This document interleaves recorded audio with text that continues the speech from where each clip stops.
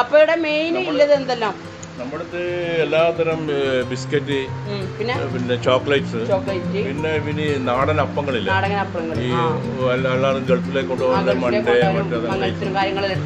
അപ്പങ്ങളുണ്ട്, sweets ഉണ്ട്. പിന്നെ ഓർഡറിനനുസരിച്ച് നമ്മളെ ബേക്കറി, പിന്നെ ബർത്ത്ഡേ കേക്ക്, അതുപോലെ മറ്റേ കേക്കുകളെല്ലാം ഉണ്ടാക്കി മുൻകൂട്ടി ഓർഡർ എന്തെങ്കിലും അപ്പങ്ങളും പലതരം അപ്പങ്ങളും നമ്മൾ ഉണ്ടാക്കി തരും. മുൻകൂട്ടി ഓർഡർ ചെയ്യണം.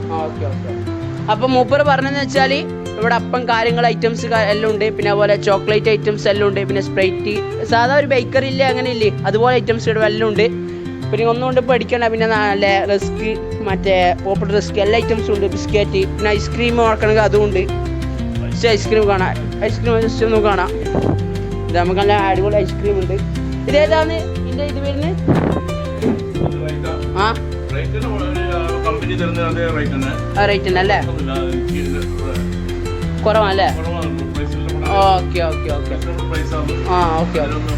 അപ്പൊ ജസ്റ്റ് നമുക്ക് നമ്മളെ പ്രേക്ഷകർക്ക് വേണ്ടി ജസ്റ്റ് നമുക്കൊന്ന് കഴിച്ചു നോക്കാമല്ലോ, ഒന്ന് പറയണ്ടേ ഇവരുടെ അഭിപ്രായങ്ങൾ. അപ്പൊ നമുക്ക് കഴിക്കാം.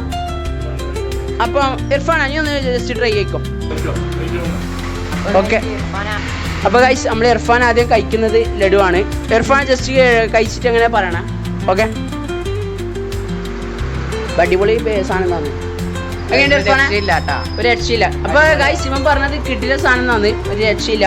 അടുത്ത് എനിക്ക് ഇവിടുന്ന് അടുത്തുനിന്ന് വേണ്ടി കേക്കായാല്, പിന്നെ ഈത്തപ്പഴമുണ്ട്, പിന്നെ അതുപോലെ നല്ല പണ്ടത്തെ മിഠായികളുണ്ട്. ഇതാണ് മെയിൻ ഹൈലൈറ്റ് ഇല്ല ഇവിടുന്ന് എടുത്ത് കാണിക്കേണ്ട പലതരം പണ്ടത്തെ മിഠായി. അപ്പൊ ഇവിടുത്തെ രണ്ടാമത്തെ നല്ല ഒരു ഓർമ്മക്ക് വേണ്ടിയിട്ട് നല്ല 2 രൂപ കിട്ടിയ ചോക്ലേറ്റ്